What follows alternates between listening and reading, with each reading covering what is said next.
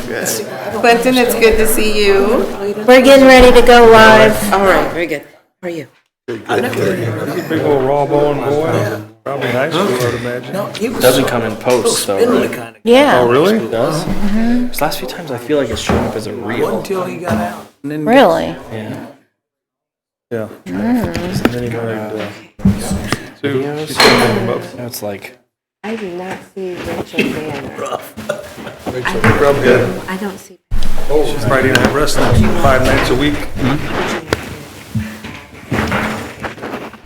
I'll let you. Okay, all right. If you want to do it. You have me do it? All right. Okay, good afternoon. We will go ahead and get started. As we do not have Pastor Rachel Danner, Commissioner Murphy, would you mind starting us off with invocation? If we can all please stand. Dear Lord, thank to all the people who are dedicating their time and their lives to the city of Atchison. Please guide us to do the best for all the time. In your name we pray. Amen. Amen. Please join me in the Pledge of Allegiance.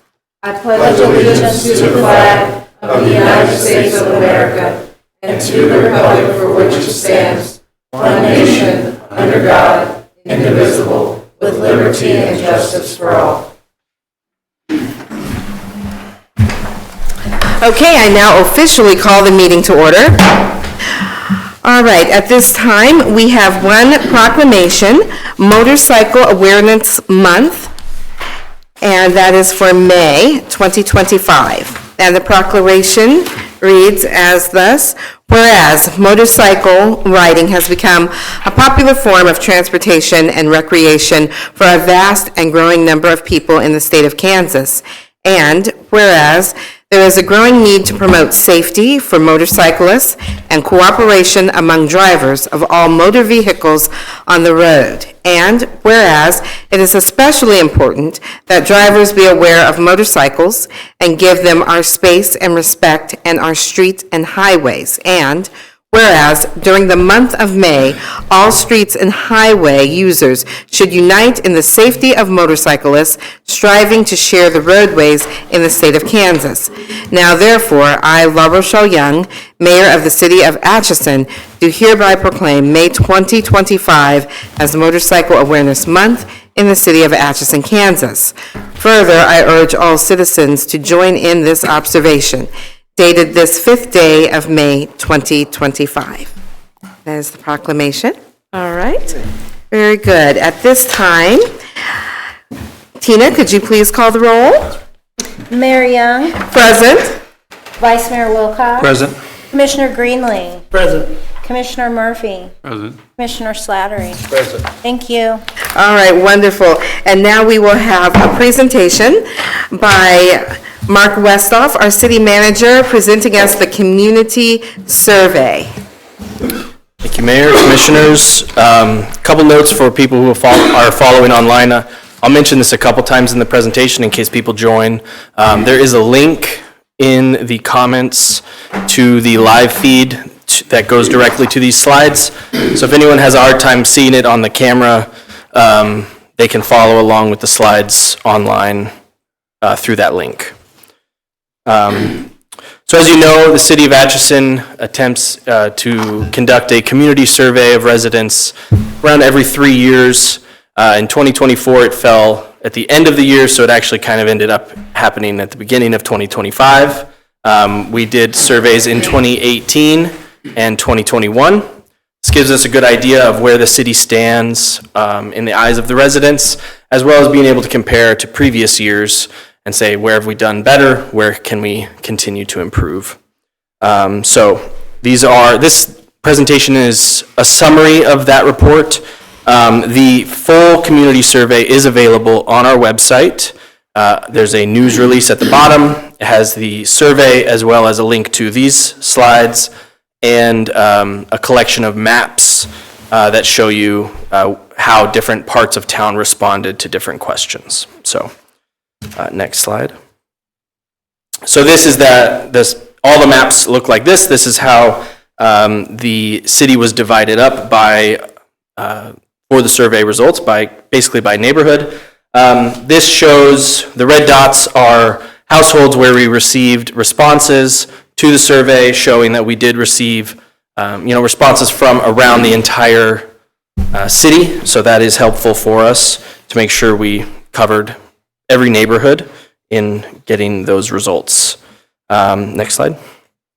This is a quick review of the diversity of responses that we received.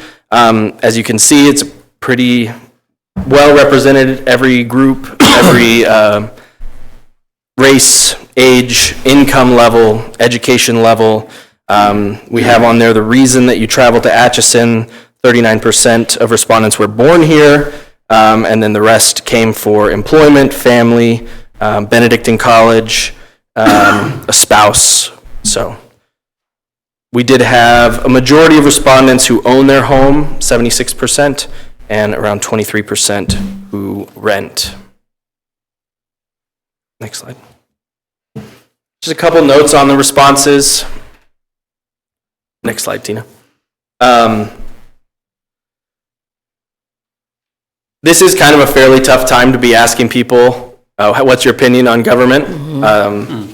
In general, there's a lot of opinions right now on government. There's a pretty divided national political environment. There are a lot of factors that are impacting people's life, that are in our control and aren't in our control. So with that said, we were pleased to get 463 responses, which is more than the 400 goal that we set at the beginning to be statistically significant. So these results are statistically significant for the city of Atchison. At the same time, the confidence interval for this number of respondents is around 95%, which is plus or minus 4.5. So a good way to look at that is any result could be 2 points up, 2 points down, different. So anything that's that close might as well read as equal. But if something's 10, 15 points different, that's important to look at. Next slide. Just as a summary, these are the 5 focus areas that were identified in the city's 2020 strategic plan. We used these as guidelines when putting together previous surveys as well as this survey. So these are some topics that we wanted to make sure we get people's opinion on, since they have been deemed important by previous city commissions and this city commission. Next slide. General good place to start. It's a satisfaction with your perceptions of the city. Comparing responses from 2018, 2021, and this year, we do see that respondents show that the overall quality of life has increased each year. Although, like I said, that's within the 2%, so you could look at the same as the last response, but up from 2018. While we do see that there's a feeling of safety has gone down slightly, and then, has stayed level, the perception of the downtown area has stayed level, and then going down from that, city aesthetics are down, and then considerably down, development, housing, and the value they receive from city services are all down. Next slide. On those city services, this is overall satisfaction. Despite the kind of overall view of saying city service level is down, when you look at these, they're all fairly within that confidence interval. I would say kind of the one that stands out is the quality of city facilities and parks. That one is down below that confidence interval from 2021. It's around the same as in 2018, though. There's a couple others in there that are down. Utility services, customer service, but fire department is up. Next slide. This is a summary by percentage of respondents who selected these as their most important city services. The highest 2 are streets, sidewalks, infrastructure, and the police department. Below that, kind of on a second tier, we have our utilities offered and fire department services. And below that, on the next tier, parks and code enforcement. This could be a reference to just generally the kind of services they want us to provide, or the ones that they think we need to look at more closely. Next slide. And this kind of tries to get through that. This looks at, it merges what people say is important and what they are satisfied with. So the top levels here are the things they say are important and they're least satisfied with. And the lower levels are the things they say aren't as important and they are more satisfied with them. So at the top of this list, as a very high priority, we see condition of streets, bridges, and sidewalks, as well as the quality of our utilities services. Next level down below that, code enforcement, police department and parks, and lower priority, fire department, solid waste, and customer service. Next slide. We see this continue to bear out.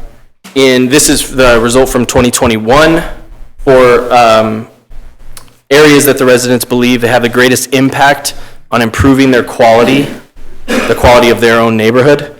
This is important because of a major shift that we see happening when we go to the next slide in 2025, which is the concern with property taxes. In 2018 and 2021, when we kind of, if we end up going back and forth, it's up to you guys to kind of look at those, but we saw property taxes around 50%. Concern with property taxes were around 50% for 2018 and 2021. In 2025, it jumped to 67%. That's a noticeable increase.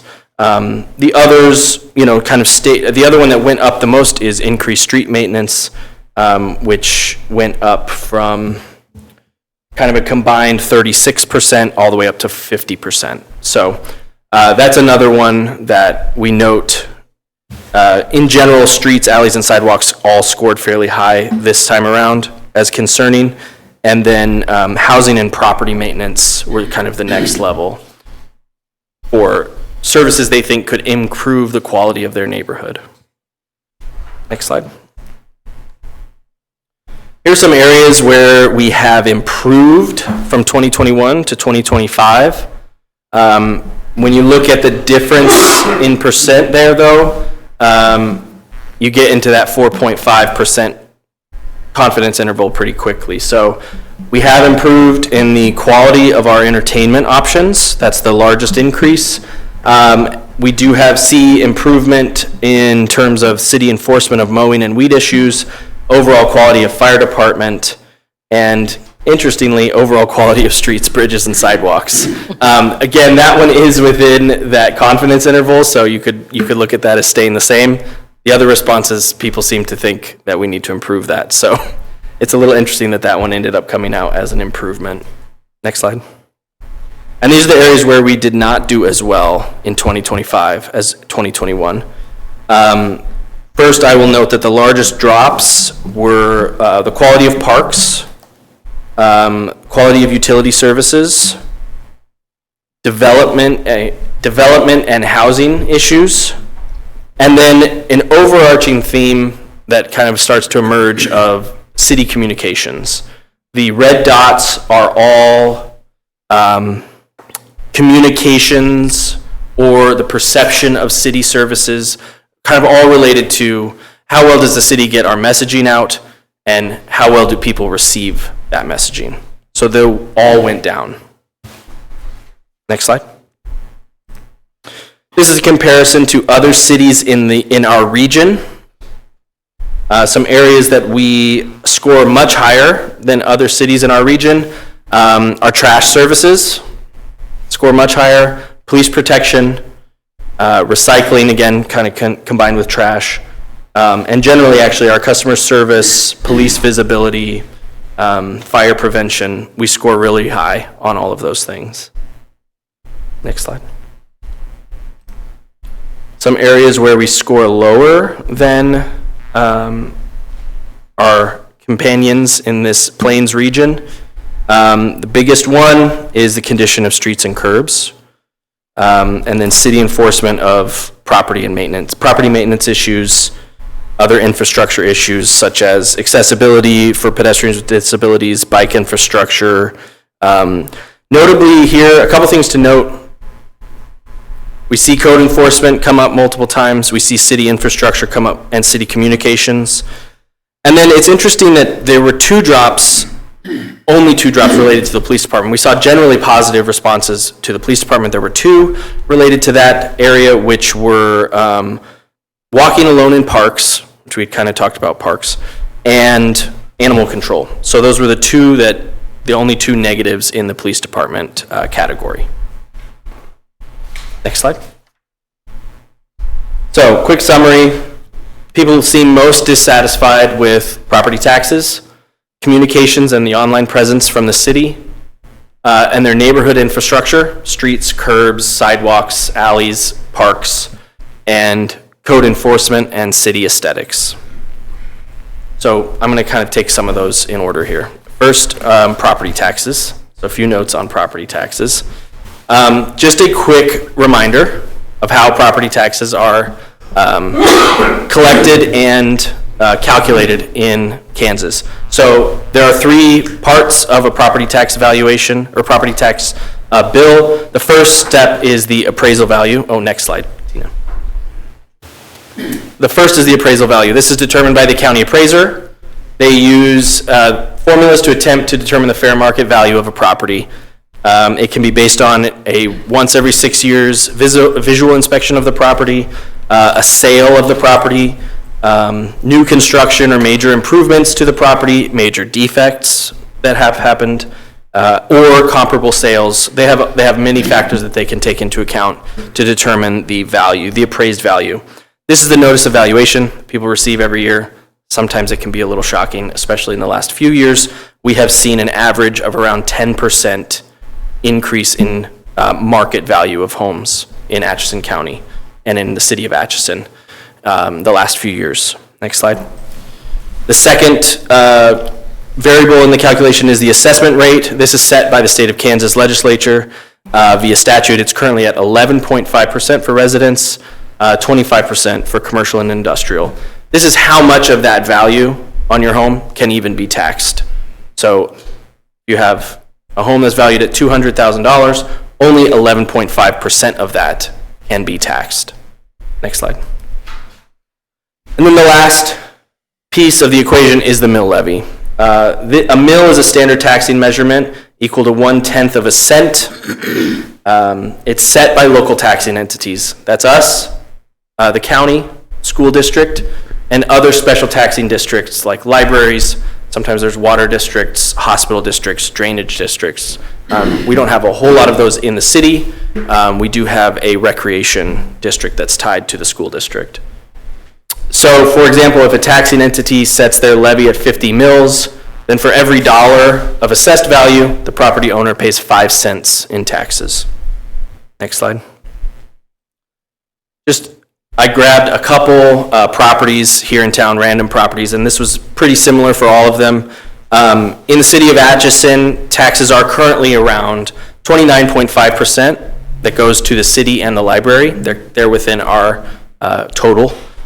34.4% to the county, 32.9% to the school district, and 2.2% to Atchison Recreation specifically.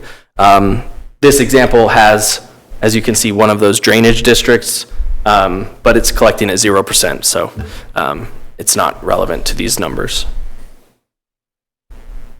Again, this can differ if you are in a different district of some kind, but it's a pretty good marker for where we are at in the city of Atchison. Next slide. A note for the city of Atchison's tax collections since the last survey to the present. 2022, the property taxes collected by the city of Atchison were $3.6 million.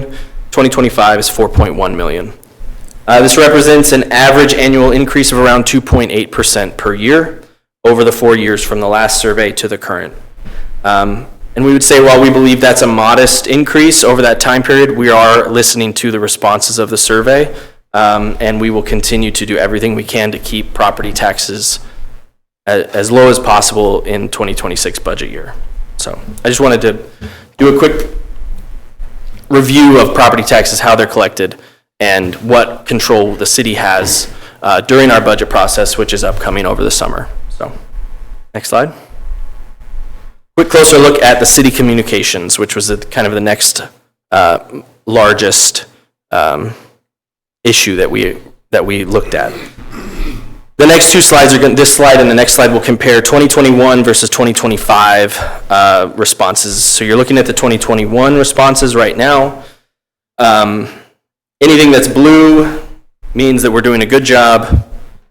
Gray means not great, but not bad. And then the pink means bad. You can go to the next slide. This is this year's responses. A couple of things that got worse in the negative response. Transparency, negative response to transparency, saying we're not transparent enough, went from 24% to 38%. Availability of staff and services went from 19% to 26% negative. And the response to the question of government leaders listen to what we have to say went from 27% negative to 38% negative. So all of those went the wrong direction, we would say. Next slide. And this is the responses to this year's, for the previous 3 years for city communication, satisfaction with general city communication. You can see all of them dropped from 21 to 25, and all of them are statistically significant. They're all more than that 4.5%. So pretty loud and clear on that. Next slide. This slide and the next one are going to compare how people prefer to receive their news. We're definitely seeing a change in that. You can go to the next one to see this current year. More and more people are receiving their news online, which is not a surprise, I'd say.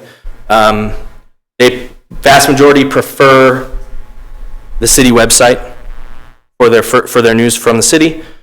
Second is the city's Facebook pages.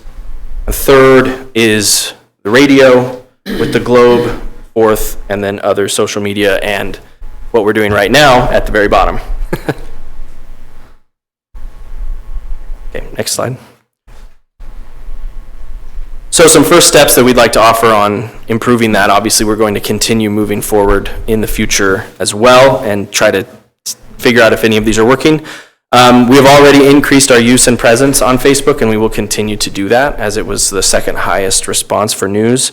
This includes more posts, putting out more information on city events and in things happening in city services, as well as answering messages that come through on Facebook.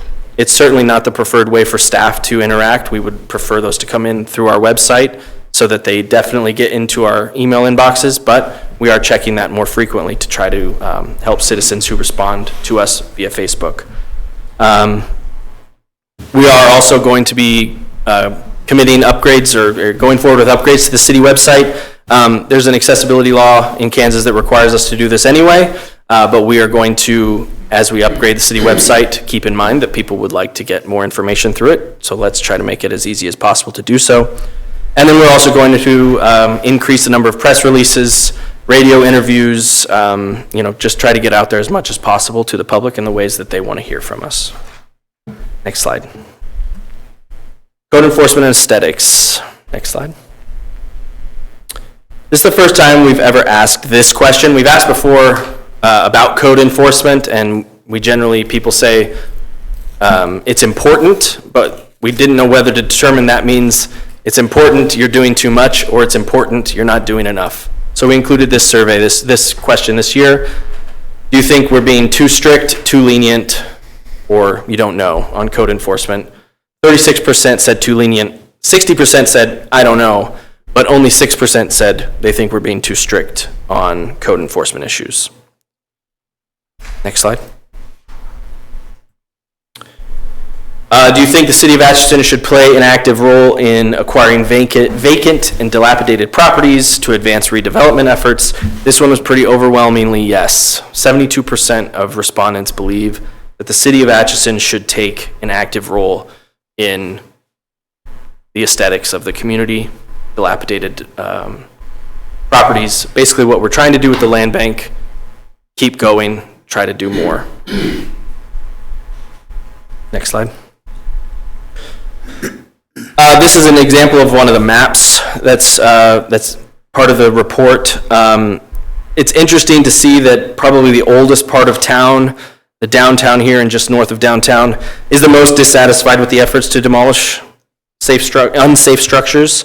And that's pretty clear to us now. We can take a look at that area and say, what are we missing here? This is an example of how mapping can help us out. Next step. First steps then on code enforcement and aesthetics in the city. We will increase enforcement under our current budgeting guidelines that we have, and we'll potentially discuss procedures with municipal court on how we can maybe do that in a way that's easier for residents to make those improvements, or just what do those procedures look like, so that the end goal is to improve the property. How do we get there? We are also putting together an initiative that I'm calling Beautiful Atchison, where we try to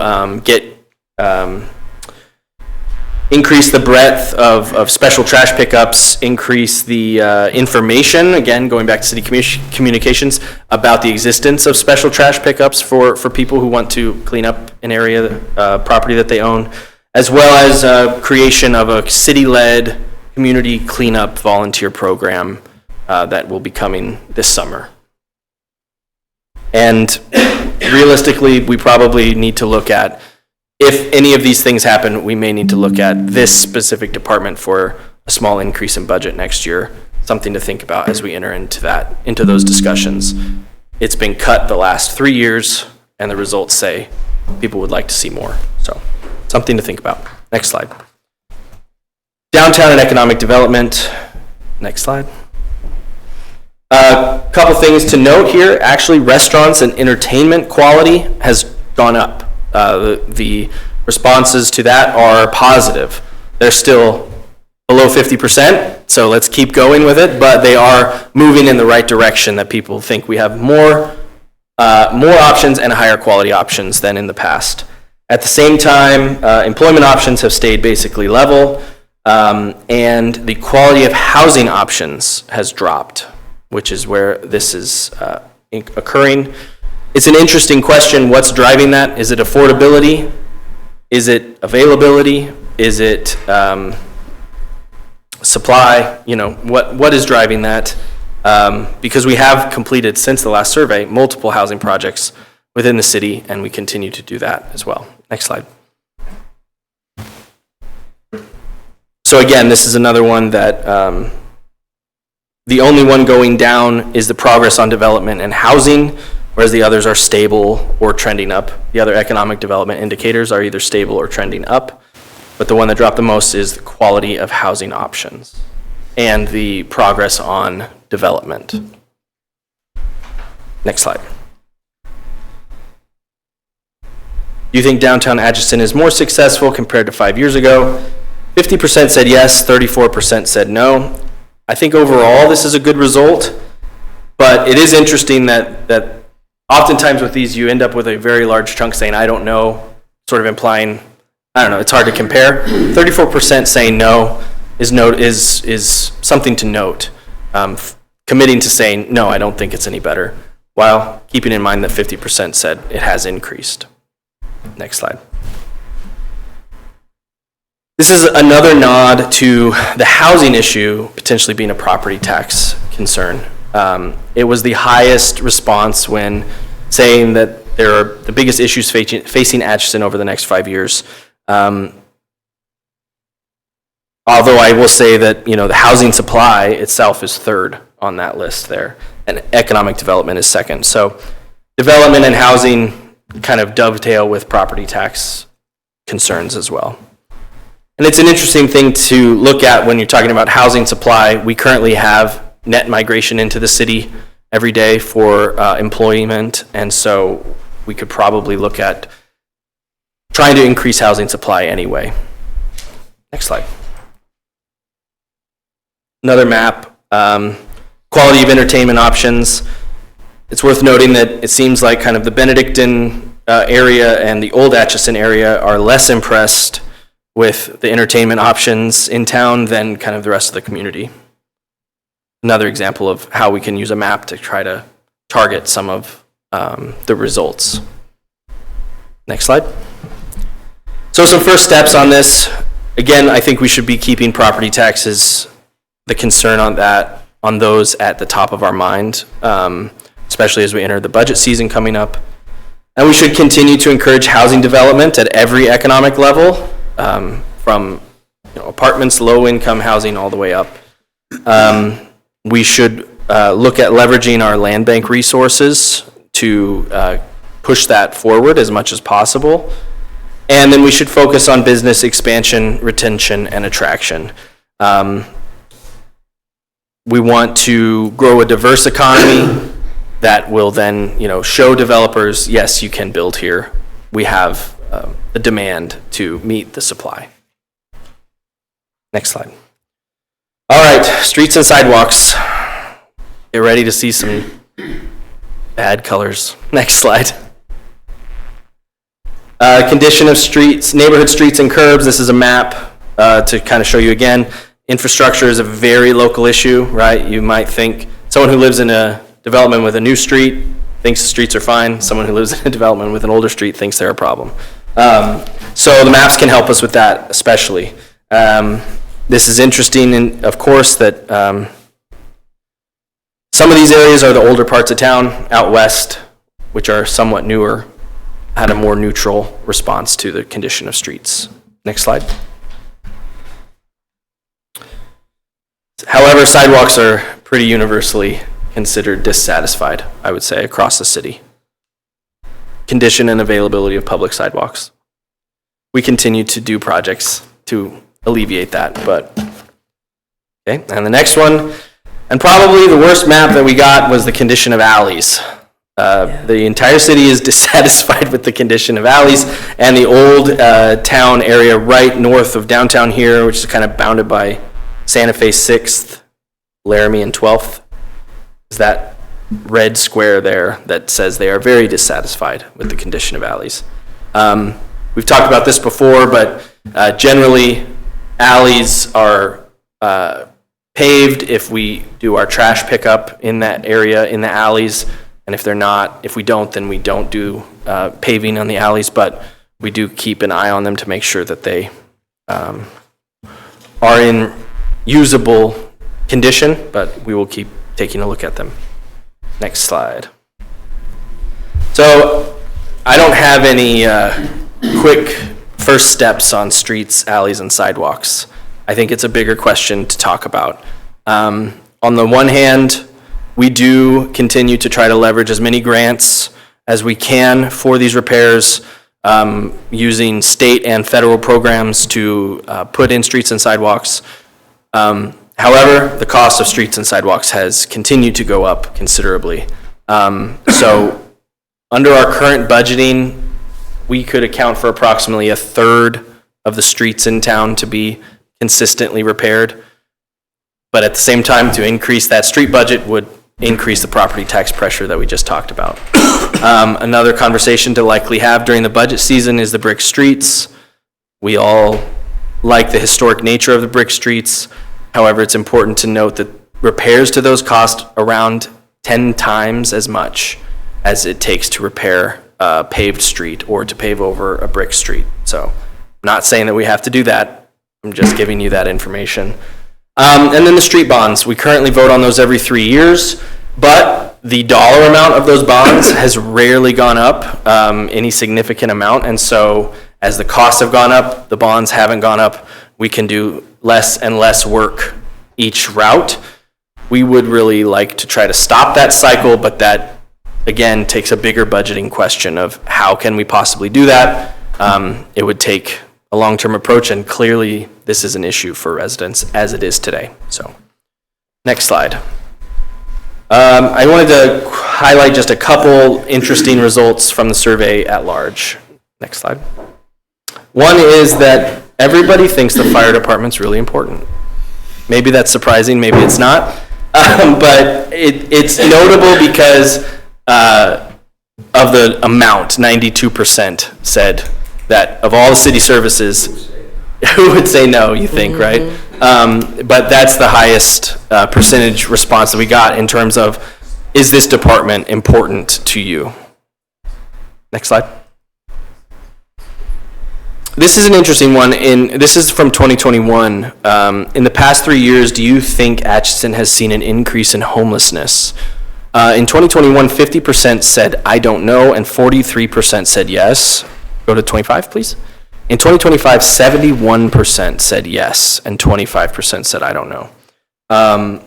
So that's a dramatic increase in the perception that homelessness is getting worse in the city.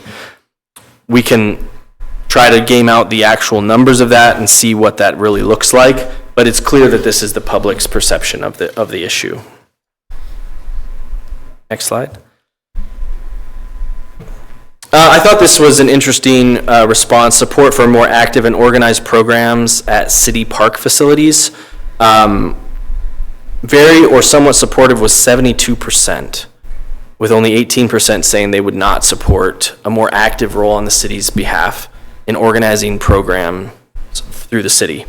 So I thought that's interesting. It's a possibility that's a place that we can build a partnership with Atchison Rec or the YMCA, or possibly increase the services provided by our own Parks Department. So something to think about. But that's a pretty overwhelming yes. Next slide. And then this is one that the city commissioners requested specifically, support for utilizing city funds to replace the decorative lighting on the Missouri River Bridge. As we've discussed previously, the lighting on the bridge has been damaged beyond the point of being able to be repaired. It would require being replaced, and we have kind of gotten some general information on that. It would be between $500,000 and $1 million, depending on how high quality we go with it. I thought this was notable for a couple reasons. First, it's a really targeted question, which we only do a couple of those on the survey. And then another reason is that, generally speaking on the survey, kind of this, should we spend money on this, should we increase taxes on this, scored worse than this. A good example is that the question about the Lions Pool and doing a complete revamp of the Lions Pool had 40% say we don't support it. This had only 21% say flat out we don't support it. We had 20% say they fully support whatever means necessary. Generally speaking on those spending questions, that was in the others 10 to 15%. So an increase in people saying we fully support it no matter what. But obviously the largest chunk is that it's only supported if we're able to get significant grants, state funds of some kind. So we will continue to try to do that. But we won't move forward with anything unless we can secure funds like that. And obviously it would be, that'd be a major project that would come before the city commission if that ever gained any kind of traction. All right, last slide. Okay, just a few final summary notes. Areas of improvement or areas where we continue to have success. The downtown area and the quality of entertainment options in the city. Fire department continues to score very well, both in general and in comparison to the rest of the region. Same with the police department, very generally. They score very well, both in general and in comparison to our region. And then, interestingly, with all of kind of the things that have gone down, the overall quality of life question in Atchison remained high and continued to increase. And a couple areas to improve going forward. We talked about communications from the city. That's going to be a major point in the next year from my perspective. Code enforcement and aesthetics, development, housing, sense of public safety in our parks and the animal control department, as well as streets, alleys, and sidewalks, and top of mind, kind of in all of those discussions will be property tax control. So, no, it was a lot. Again, those slides are available online on our website, as well as the full report and all of the maps. We encourage residents to take a look at those, dig into them, let us know, and we will try to use those to help with decisions going forward. Wonderful. If I could just have you pull up the map of the respondents, if I could very see beginning. that one more time. Yes, the second slide. I would appreciate Yep. that.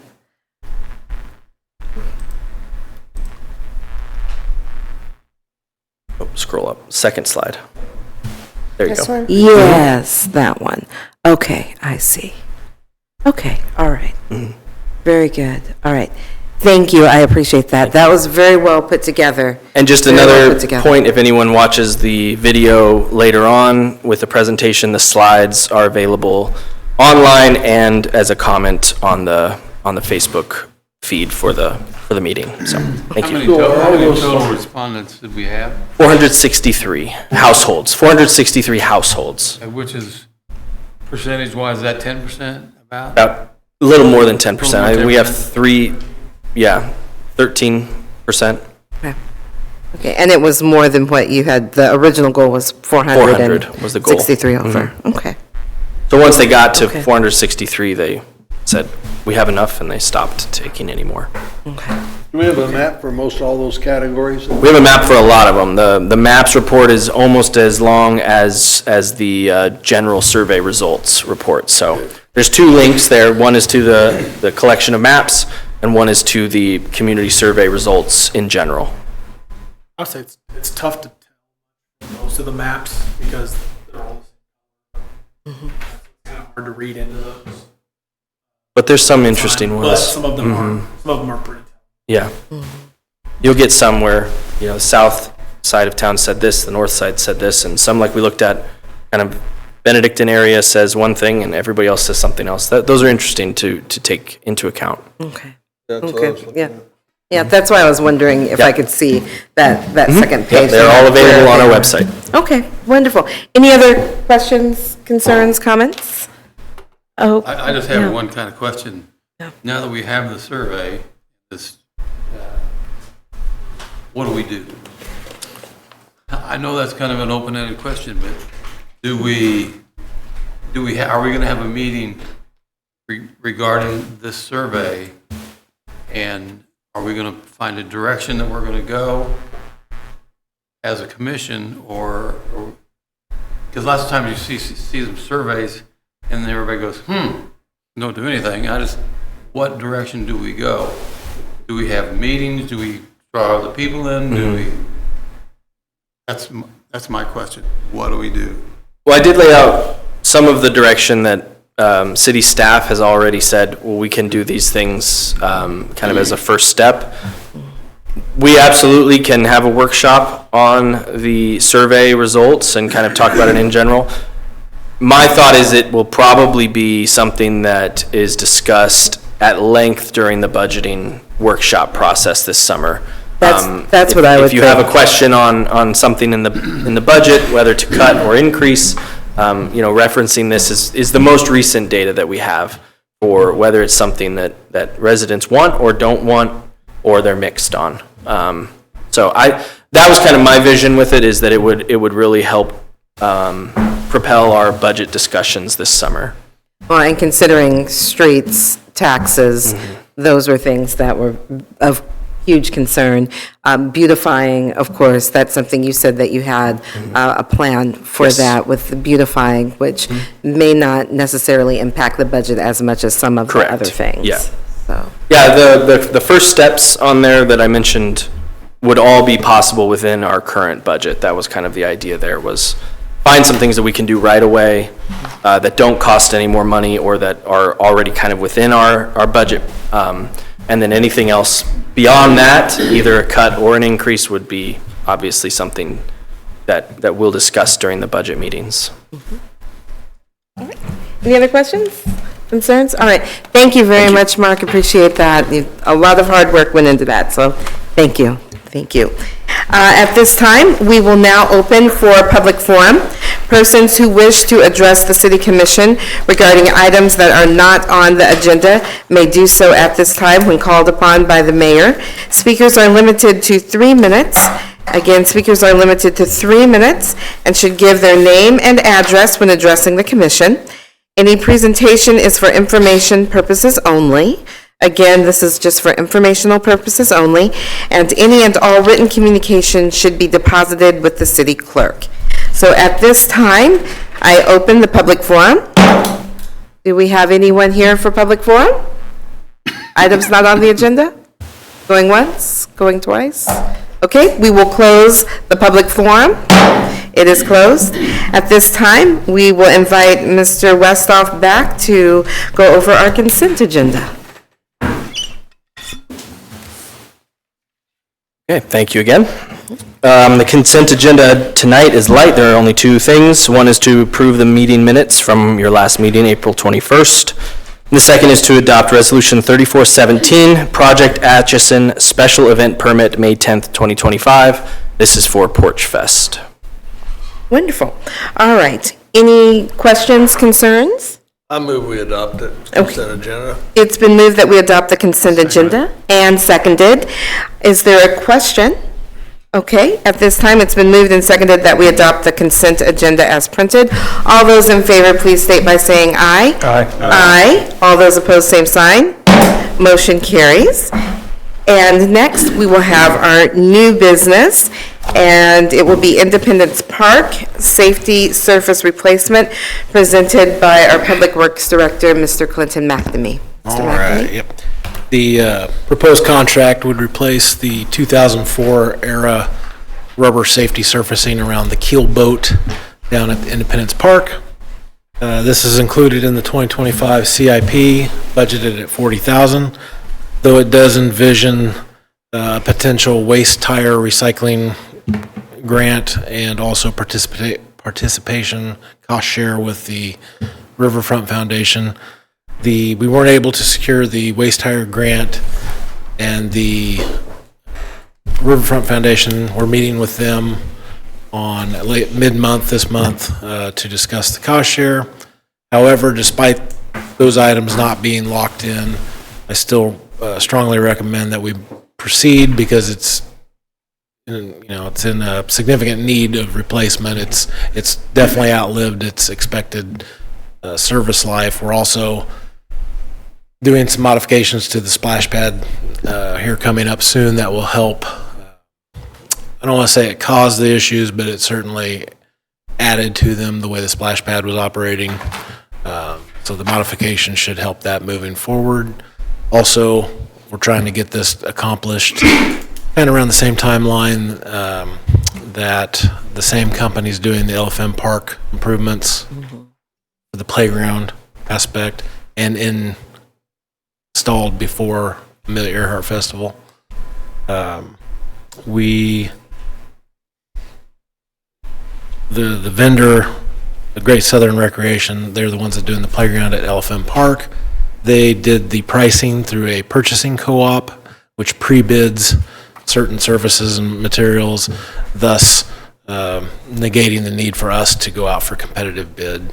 And so with that, I would just propose the commission authorize us to hire Great Southern Recreation in the amount of $37,275.18 to replace the pour-in-place rubber surfacing around the keel boat at Independence Park.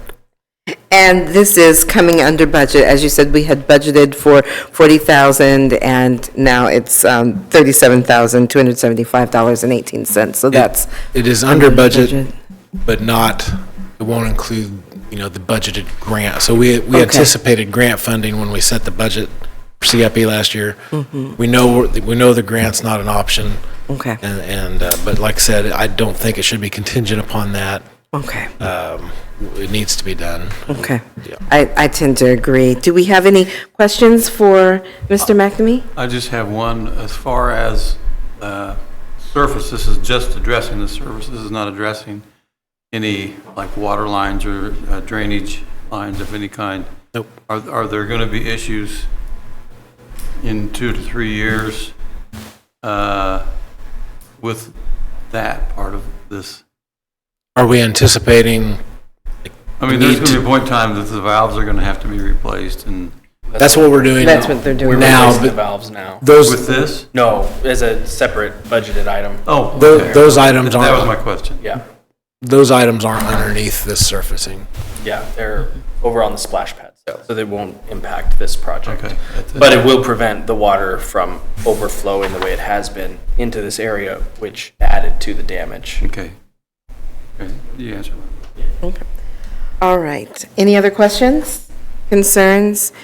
If not, I move that we authorize staff to hire Great Southern Recreation to replace the pour-in-place surfacing at Independence Park in the amount of $37,275.18. Is there a second? I'll second. All right, it's been moved and seconded. Are there any other questions? Okay, if not, all those in favor, please state by saying aye. Aye. All those opposed, same sign. All right, motion carries. All right, number 2, consultant agreement, rehabilitation of airport apron and taxi lanes. Again, Mr. McNamee. All right. So the proposed agreement would be with the city's longtime airport design consultant, Lochner. As you said, it was for design and construction services related to taxi lane and apron rehabilitation, largely funded by FAA via the bipartisan infrastructure law or bill funding. The total of this agreement is $266,200. 95% of that would be covered by this bill funding that is allocated specifically for our airport. And additionally, we would apply to a state funding program that funds 95% of the local match responsibility. And so when it's all said and done, we'd be paying 5% of 5% of the total project costs, less than $700. Well, it says here 99 point, is that 99? Yeah, 5% of 5% is 0.25% total project cost. Huh. So the, I mean, that's not, $700. the FAA grant, that should be pretty well 100, that's going to happen. The other grant, I'm told that so far our consultant has, I think as he put it, they've been batting 1,000 with that grant. So it's specific to participating with bill funding, and we don't see any reason why that would be different for our project. So in total, I would be asking for authorization to hire Lochner for the $266,200, and also to authorize staff to submit the applications for funding to the FAA and to the Build Kansas Fund for that portion. So this would be contingent on accepting that or getting those grants, or are we gonna do it one way or the other? This would be a contingent on those gifts. Well, that's a lot of money to just tell you what to do, and at $266,000. Jiminy Christmas. It's also construction inspection and those sort of things, so. And then the rehabilitation, that's probably mostly going to be Yeah. concrete, City's cost is kind of concrete low. replacement here and there, crack repairs, joint sealing, that sort of thing. And it will coincide with a apron expansion. We're gonna try to coincide it with an apron expansion project that we got a KDOT funding award for, and maybe get some efficiencies that way, so. Okay, But the city's cost is gonna be somewhere around $700. $700, yeah. okay, For this particular agreement, yes. Yeah. okay, Okay. all right. Any other questions did you want to? I was just gonna make a motion. Okay, please do. We make a motion that we authorize staff to sign this agreement. All right, it's been moved that we authorize staff to execute the consultant agreement with Lochner in the amount of $266,200. Is there a second? Second. All right, it's been moved and seconded, again, that we authorize staff to execute the consultant agreement with Lochner in the amount of $266,200 for design and construction services of the apron and taxi lane rehabilitation project, in addition to authorizing staff to submit funding applications to the FAA and to the Build Kansas Fund, which in combination would fund 99.75% of this cost. Is there a question on the motion? Okay, if not, we are ready to vote. All those in favor, please state by saying aye. Aye. All those opposed, same sign. Motion carries. All right, number 3, Santa Fe Depot HVAC replacement. Mr. Westhoff? Okay.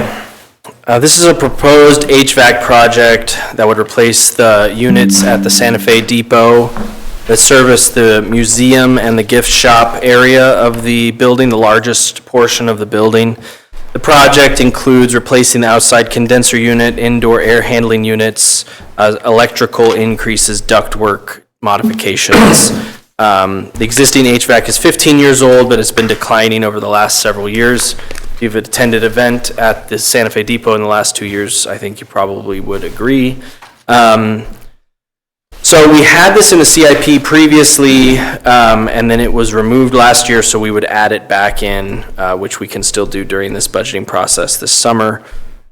We received 3 proposals, and the low bid was Dunn Heating and Cooling. The total project cost in the bid was $79,254.80. The bid was put in November. We asked Dunn to double check that and see if there were any increases or changes in pricing. He did submit the changes, which you should have in front of you, came out to $83,345.66. That total is still, that increased total, about $3,000 more, is still less than the other 2 bids by a considerable margin. Other funding for that total that we are pursuing, there's a 40% tax credit. It's 30% now, it'll be 40% when the process is completed in July, through the Kansas State Historic Preservation Office. Staff, through help with our economic development consultant, completed that application, and it will be sent off after the meeting tonight if you all approve it. We then have to sell those credits if we receive them, because we're a non-taxable entity. We get around 85 to 90% typically for those. So that total value would be around $27,000 off of the project. And the depot trustees have committed $15,000 towards this capital improvement project as well. And we've put in applications to a number of local trusts to help offset the cost as well. With all of those funding sources taken into account, which we encourage, we expect will all come through, the total project for the city would be between $22,000 and $25,000, depending on the tax credit sale, how much we get from that. So we would request authorization to hire Dunn Heating and Cooling to replace the HVAC system at the Santa Fe Depot. I will note that we would like to change the total to the revised bid in the process, which is the $83,345.66. Okay. All right, I know that that took a lot, so we appreciate all the hard work, All right, do we have any questions? What about the office area and the meeting room on the second floor? The chamber side, so we had staff, we had those looked at. We think there's a way we can help that system continue forward for a few more years with repairs, but it will be up in the future, so we'll make sure we include that in our CIP going forward as well. Okay. And Corey, what's the timeline? Start to finish?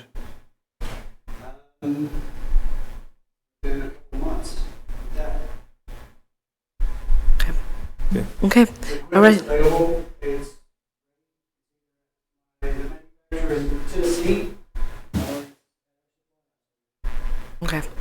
Okay, all right. Any other questions? We had a problem getting gas, you call it the gas for the unit. Can you get that? Now, what we had to do with this one is we had to change it to the new 54B, Right. which is stated on there. That's why there was an additional cost of $1,200 and something Correct. dollars, whatever what it was. Because when we first did this was for Tenasis. That's what we were going to put in back in, well, the government mandates changed January 1, so it's immediately. That's what we're supposed to put in. So can you get that free on? Yes, we do have that. We have it in stock, so. That is actually wholesale cost on it because I just had to lock it in, for this project. Okay. Well, do it Okay. as cheap as you can, because you know me, that's what I always like. So I'd like for you to do that. Okay. I move we accept this bid. All right, it's been moved, is there a second? I'll say. All right, it's been moved and seconded that we authorize city staff to hire Dunn Heating and Cooling to replace the HVAC system at the Santa Fe Depot in the amount of $83,345.66 with additional budget authority of $5,000 for change orders, and authorize staff to apply for grant funding, historic tax credits, and enter into an agreement with the Santa Fe Depot Board of Trustees for funding assistance. Is there a question on the motion? If not. Is there Yes. any further possible negotiation with the board? Trustees? Yeah, the trustees, I mean. I was able to secure this amount. Okay, I so applaud. that's, Yeah. Okay. Applaud that. okay, all right. What's that? He applauds. I applaud the 15,000. Yeah. Okay, all right. Any other questions? All right, if not, we are ready to vote. All those in favor, please state by saying aye. Aye. All those opposed, same sign. Motion carries. Good job on that, Mr. Westhoff. Okay, thank you, staff. And Mr. McNamee, yes. Justin also helped a lot, so thank you, And Justin. Justin, thank you very much. All Okay. three gentlemen. Okay, on communications, I kind of shifted these. It seemed that we were doing communications received for the commissioners under informational items and informational items under communications, so we just kind of flipped them. Communications received, we have 2 letters from CDBG approving the extension requests, from Commerce, approving the extension requests we submitted to them for 2 of the CDBG improvement projects in town. Those have gone through your meeting, so they approved those. And then a letter from NECAP thanking us for what we do for them, for Head Start, and then inviting commissioners and the public to an end-of-the-year luau on May 15th. Take a look at that. And then, if you have no questions on that, I do. okay. Have they gotten any notification from the federal government about funding? For NECAP, I did not ask, so I can find out for you. And that'd be as fun a party. They do have an end-of-year luau, so you can ask there as well. But I'll find out and let you know. Have they got their pig bought? Okay, then in informational items, we have the Atchison Library Board minutes from March 24th and my update. You probably saw a pillar of smoke to the south of town today. There was a house fire down on Charles Street in the Branchton area. It started in the carport. The resident was working on a mower and things happened. It did spread to the attic of the house. Fire department was able to get that out, but there was substantial damage to that home and some to the adjacent home, but no injuries were reported. So applaud our firefighters for getting that under control.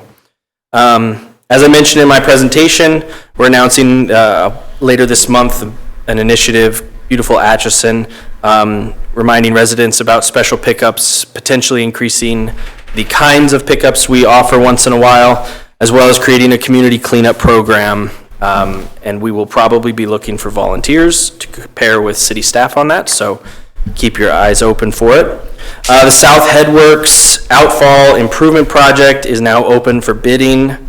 They're due May 23rd. This is part of the city's CSO separation project and our consent agreement with the state of Kansas to do this work. It was in the works for quite some time.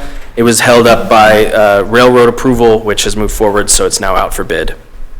Patriot Street Bridge project, the sewer line relocation is complete. KDOT is letting the project on May 21st, so that bridge replacement will happen this summer, and it will be done then at 100% KDOT cost. We covered the cost to relocate the sewer line.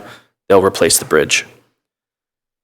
The gas pipeline relocation at the airport, as I mentioned, is done. The runway contractor is back to work, and they'll provide us with a revised timeline soon.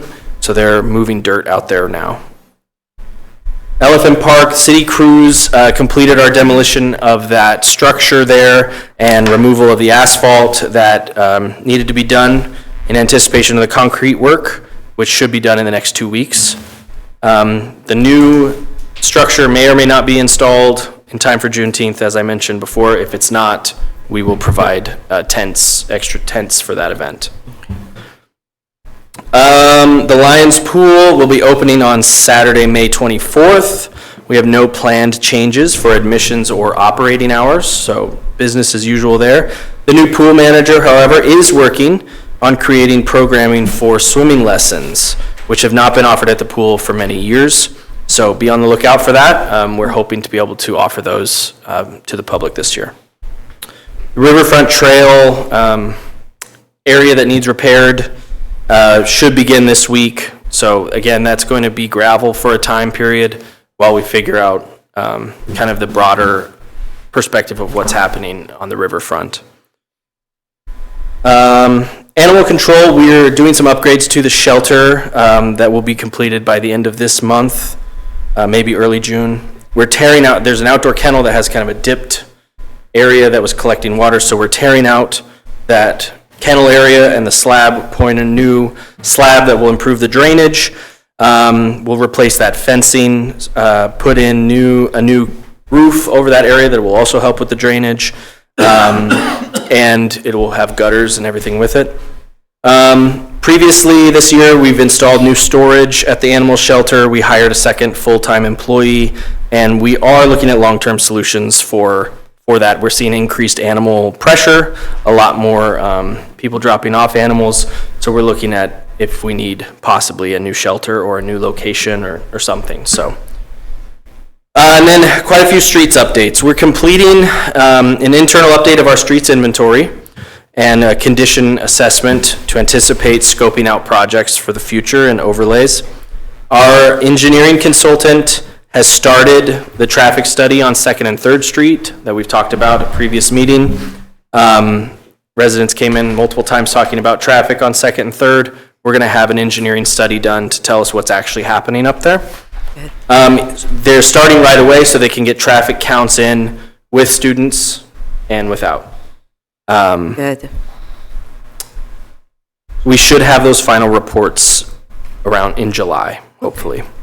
Our engineer is also working on designing a build-out that will extend 1st Street, new street in town. The housing developer in that area is building out 1st Street Mound to halfway through the block where their houses stop.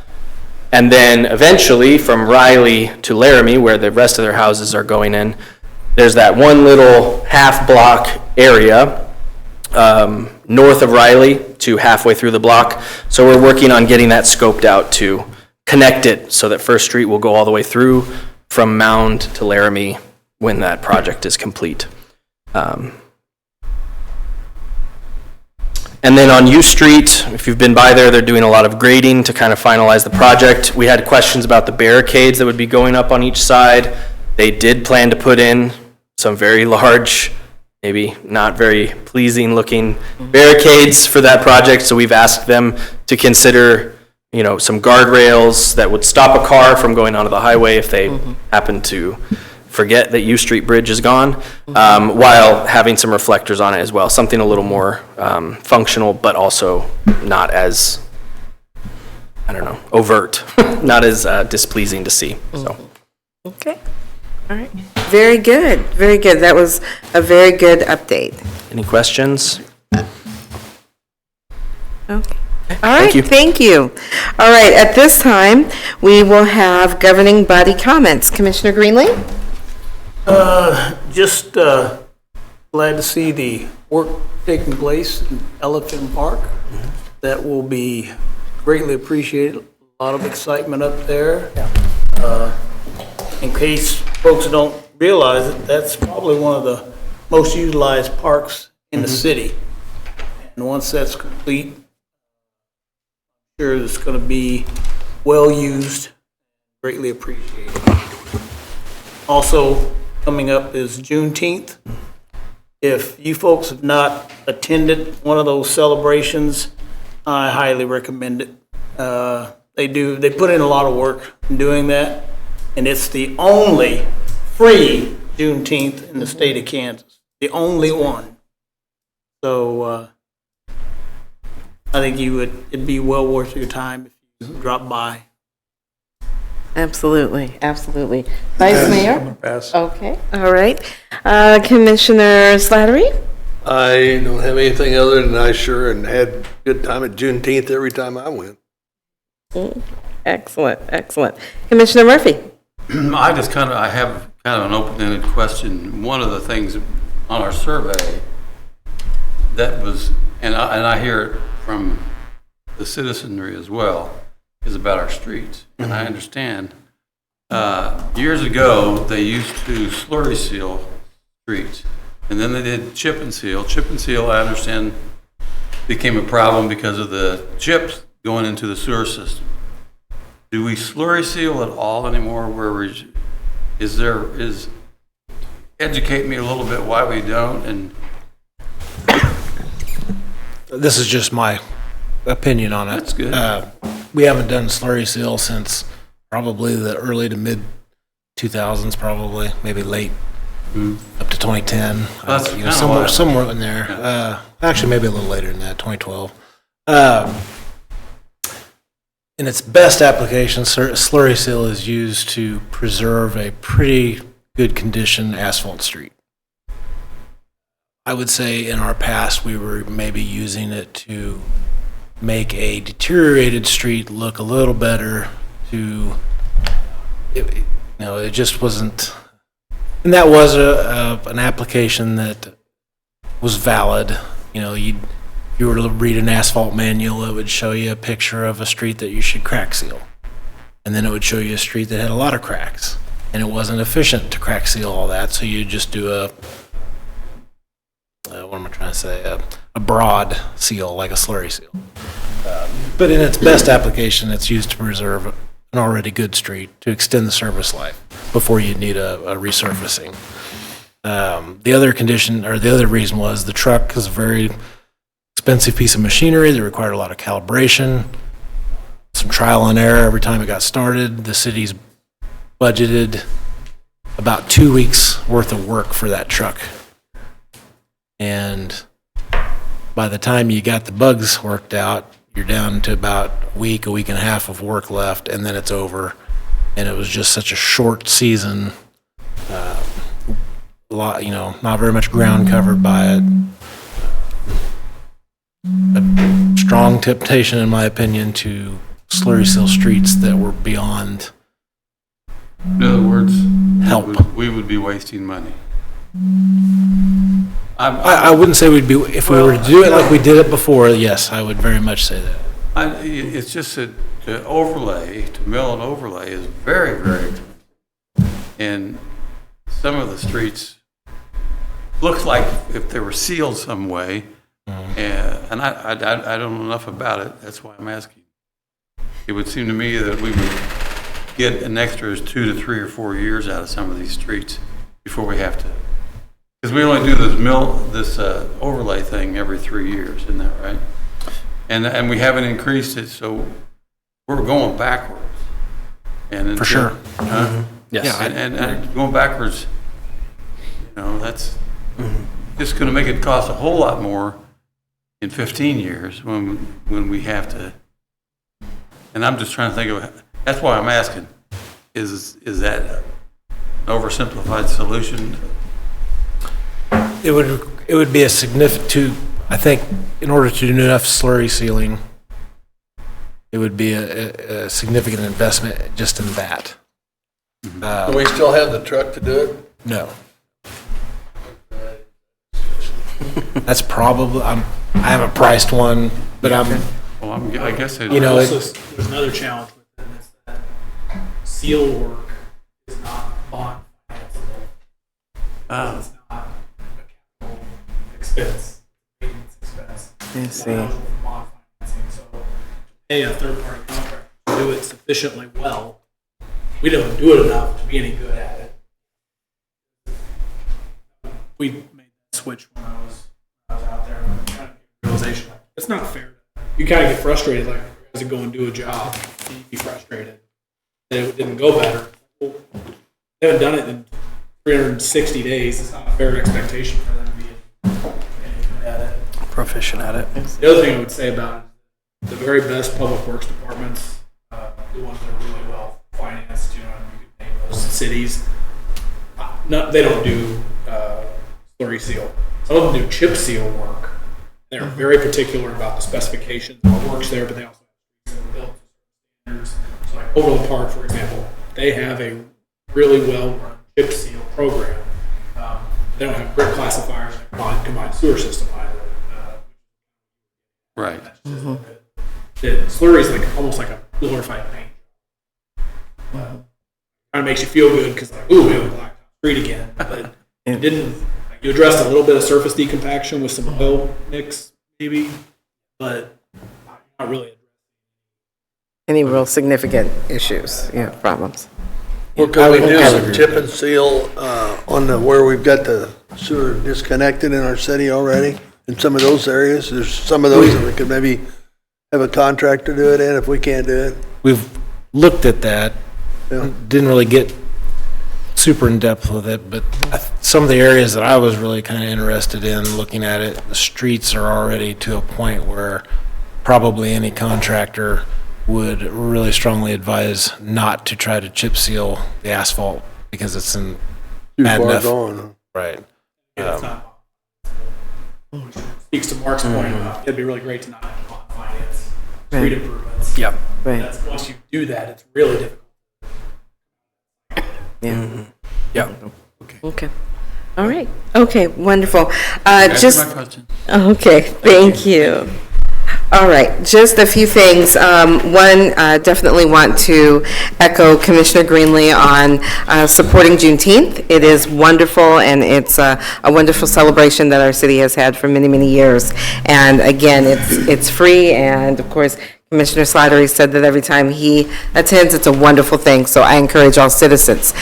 Also, one thing that I noticed a couple weeks ago, the fire department. We definitely love our fire department. We see that in the survey.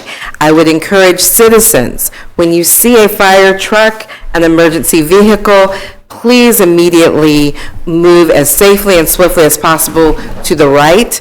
I saw where we did have an emergency vehicle, and I believe it was our newest fire truck, and people seem to be confused as not moving out of its way. So please, for the safety of everyone concerned, for the safety of our fire department, please move to the right expeditiously when you see any emergency services.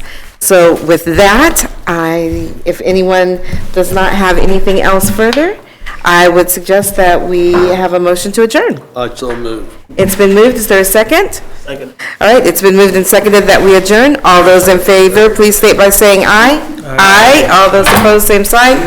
Motion carries. We're adjourned.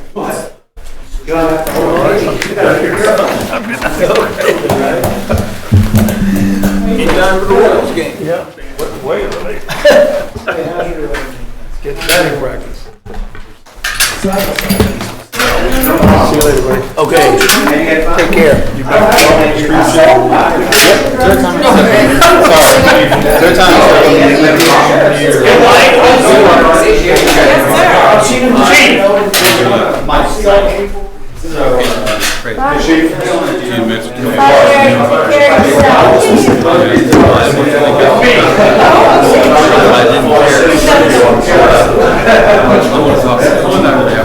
Bye, Jess.